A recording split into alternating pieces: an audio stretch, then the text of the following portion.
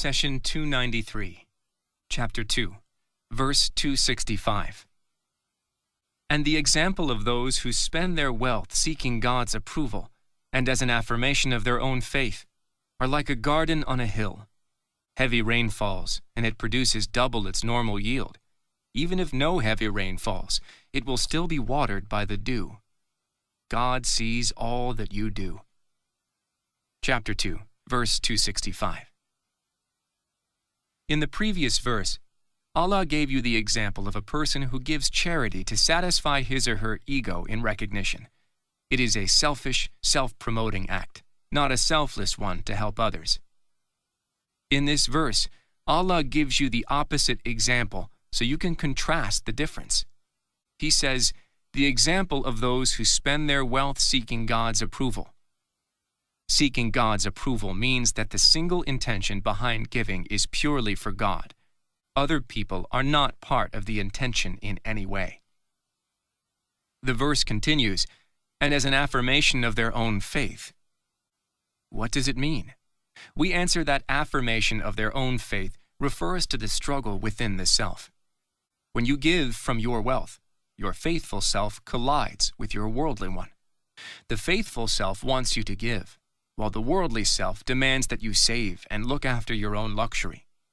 The faithful self wants salvation, while the worldly self wants instant gratification.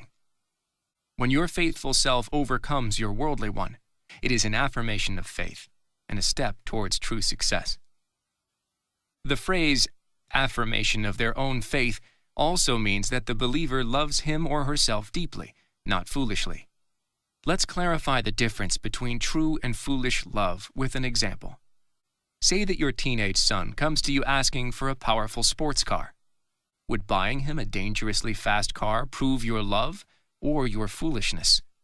Or would denying the fast car and buying him a safe, practical car be the true expression of love? Similarly, helping others for the sake of faith and the hereafter is true self-love, not the foolish kind of indulgence and instant gratification. The verse continues, the example of those who spend their wealth seeking God's approval, and as an affirmation of their own faith, are like a garden on a hill. Heavy rain falls, and it produces double its normal yield. Even if no heavy rain falls, it will still be watered by the dew. A garden, translated from the Arabic origin Jannah, means a place where there are dense greenery and vegetation to the extent that it conceals the people inside it. Jannah, the same word used for paradise, means to cover and conceal. Hence, whoever enters paradise will be covered and protected within its pleasures. Allah gives you an example highlighting those who sincerely gave to charity. They have pure intentions, seeking God's approval and strengthening their faith against selfish desires. The example is that of a person who enters a lush garden located at the top of a hill. Why mention the high location? We answered that when a fertile land is situated higher than its surroundings, it reaps tremendous benefits. When rain falls, it feeds the higher plants with the perfect amount of water.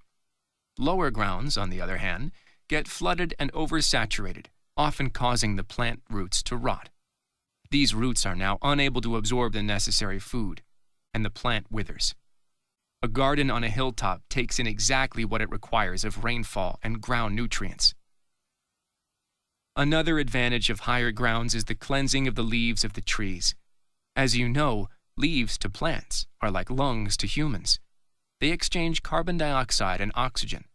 When raindrops hit the leaves, it cleans them of dust and pollutants, allowing the plant to breathe better. All these pollutants then drain and pool to the bottom of the hill. God says, heavy rain falls, and it produces double its normal yield. Higher grounds also have access to unhindered sunlight, allowing the plants to thrive through photosynthesis. Plants on lower grounds have to compete for light and are often undernourished. Allah taught us all these benefits well before modern science and experimentation proved them true. Nowadays, scientists concluded that the best method of watering crops is via drip irrigation and sprinkler irrigation resembling rain. This brings us back to the verse. Allah teaches you that those who spend their wealth for His sake and to strengthen their faith are like a garden on a prime land being irrigated through the divine method. It absorbs the necessary amount of water and nutrients and expels pollutants.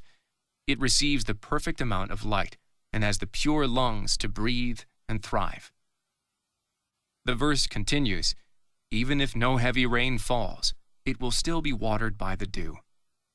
Even in dry weather, higher grounds are hit by the cool morning breeze, which deposits dew on their leaves.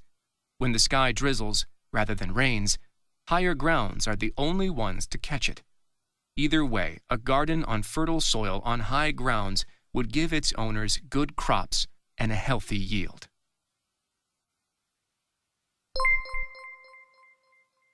The messenger said, "My Lord, my people treat this Quran as something to be ignored." Chapter 25, verse 30. Do not abandon God's book. Please take a moment to subscribe and to share with your family and friends.